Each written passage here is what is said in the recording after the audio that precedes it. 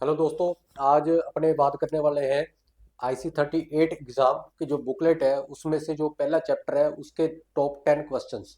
ठीक है, ये बुकलेट आपको अगर आप डाउनलोड करना चाहते हो तो ये जो है गूगल पे जाके आप IC38 एग्ज़ाम लिखोगे तो वहाँ पे इंश्योरेंस इंस्टीट्यूट ऑफ इंडिया की साइट खुलेगी, वहाँ पे आप क्लिक करोगे तो ये डाउनलोड हो जाएगी। लगभग ये 400-500 पेज की बुकलेट है। ठीक है, बुक है। तो ये इसमें से आप ये पढ़ लो, थ्योरी पढ़ सकते हो। बाकी मैं पढ़ा तो यहाँ पे दूंगा ये आपको। जो टॉप 10 क्वेश्चन है वो अपने देख लेते हैं। सबसे पहला क्वेश्चन है जोखिम पुलिंग सॉरी जोखिम पुलिंग के जरिए किए जाने वाले जोखिम ट्रांसफर को कहते हैं। ठीक है, ये है बचत अपने। इसको थोड़ा स्पीडली पढ़ेंगे, ये ऑप्शंस हैं, ऑप्शन देख के सीधा सीधा इसको रट्टा ही मारेंगे एक बार। ठीक है, बाकी मैं आपको जो कंसेप्ट है इसके थोड़े बाद में समझाऊंगा।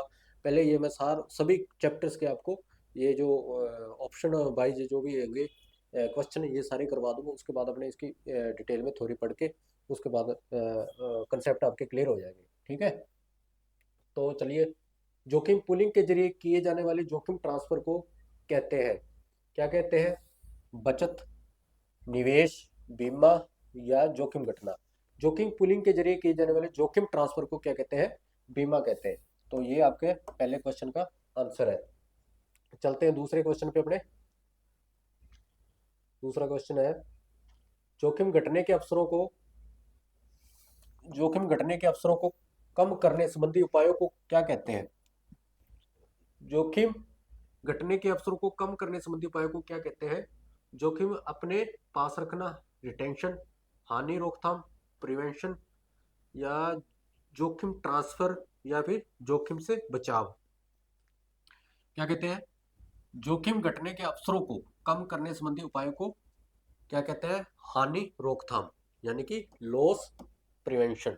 ठीक है, लॉस प्रिवेंशन इसको बोलते हैं। ठीक है, अब इसके बाद तीसरा क्वेश्चन देख लेते हैं हमने। क्या है तीसरा क्वेश्चन?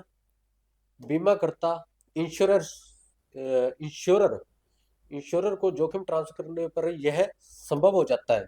क्या संभव हो जाता है? हमारा अपनी संपत्तियों के प्रति लापरवाह होना। दूसरा है हानि की स्थिति में बीमा से धन प्राप्त करना। हानि संपत्ति में निहित संभावित जोखिमों को अनदेखा करना।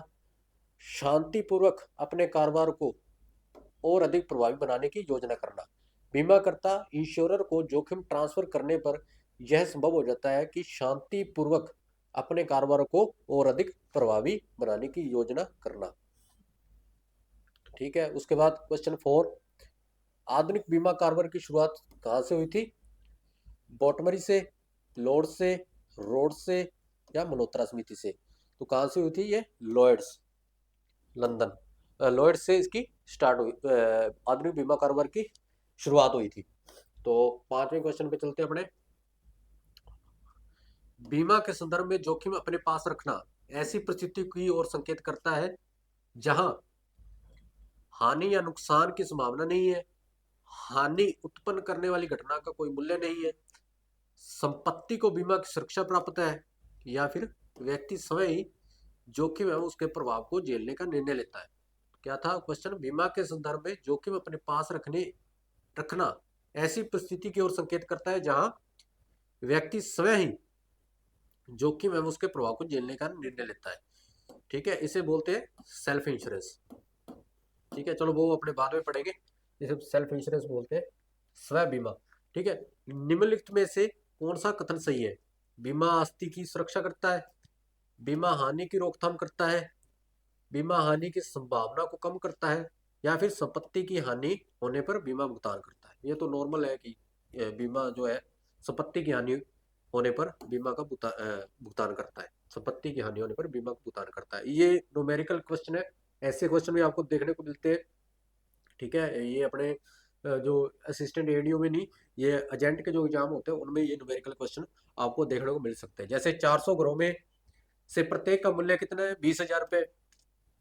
और औसतन औसतन 4 घरों में प्रतिवर्ष, ये थोड़ा सा आप ध्यान में रखना, जो वार्षिक लिखे हुए हैं, है ना, यहाँ पे वार्षिक दिखा मेरे को।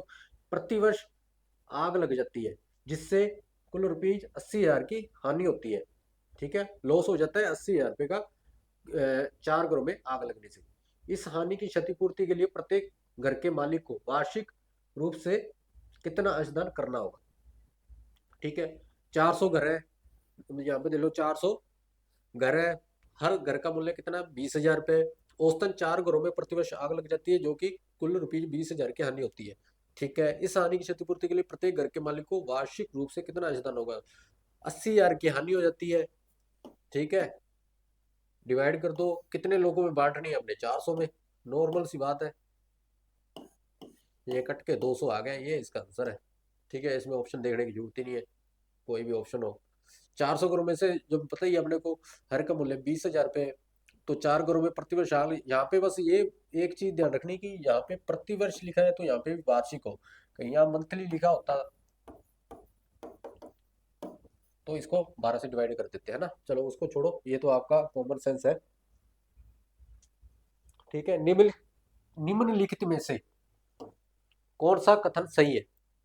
बीमा कुछ लोगों की हानि को बहुत लोगों द्वारा आपस में बांटने की विधि है। बीमा एक व्यक्ति के जोखिम को किसी अन्य व्यक्ति के पास अंतरित करने की विधि है। बीमा बहुत लोगों की हानि को कुछ लोगों द्वारा आपस में बांटने की विधि है। बीमा कुछ व्यक्तियों के लाभ को कई व्यक्तियों में अंतरित करने की विधि है। कौन सा कथन सही है? बीमा कुछ लोगों की हानि को बहुत लोगों द्वारा आपस में, हाँ ये सही है। कुछ लोगों को, बहुत से लोगों में हानि एक को ही, बहुत से लोगों को ये ट्रांसफर कर देगी। ठीक है, व्यक्ति के जो नहीं है, यही सही है पहला। ठीक है, अब आ गया 9वां क्वेश्चन, यहीं पे 9वां और 10वां साथ में हो जाएंगे। यहाँ पे देख लो आप, बीमाकर्ता जोखिम स्वीकरण से पूर्व संपत्ति के सर्वेक्षण और निरीक्षण की व्यवस्था को क्यों करते हैं? मतलब बीमाकर्ता कौन होते हैं? इंश्योरर कंपनी, जैसे मान लो। मूल्यांकन के प्रयोजन हेतु जोखिम आकलन करने के लिए। ठीक है, यह जानने के लिए कि बीमित ने संपत्ति की खरीदी कैसे की है। ठीक है, यह जानने के लिए कि क्या अन्य बीमाकर्ताओं ने भी संपत्ति का निरीक्षण किया है, या फिर यह जानने के लिए कि क्या पड़ोस की संपत्ति को बीमित किया जा सकता है। ठीक है, ये देख लो, मूल्यांकन के प्रयोजन हेतु जोखिम आकलन की। बीमाकर्ता जोखिम स्वीकरण से पूर्व संपत्ति के सर्वेक्षण एवं निरीक्षण की व्यवस्था क्यों करते हैं? क्योंकि मूल्यांकन के प्रयोजन हेतु जोखिम आकलन के लिए। इनसे तो कोई लेना देना ही नहीं है मेरा। ये पहला इसका सही जवाब है। अब 10वां क्वेश्चन है, निम्नलिखित में से कौन सा विकल्प बीमा प्रक्रिया को पूर्ण रूप से समझता है? कई लोगों की, ये यार दोबारा आगे क्वेश्चन है ना, बीमा नहीं हुई थी, जो सेम सही क्वेश्चन है। निम्न में से कौन सा विकल्प बीमा प्रक्रिया को पूर्ण रूप से समझाता है? कई लोगों की हानि को, मैंने बताया ना, एक को हानि होगी तो बांट दी जाएगी, बस ऐसे देख लेना।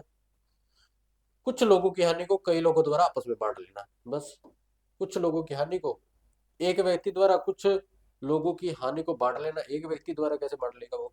अनुदान के जरिए हानि की साझेदारी नहीं, ये भी नहीं है। कुछ लोगों की हानि को कई लोगों द्वारा बांट लेना हानि। टोटल ये 10 क्वेश्चन हो गए। फिर इसके बाद भी अपने सारे चैप्टरों के 10-10 क्वेश्चन, जो भी टॉप क्वेश्चन होंगे, उसके अलावा भी कुछ बचे होंगे तो मैं आपको करवा दूंगा। अपने थ्योरी कंसेप्ट उसके इसके बाद कर लेंगे। ठीक है, थैंक यू।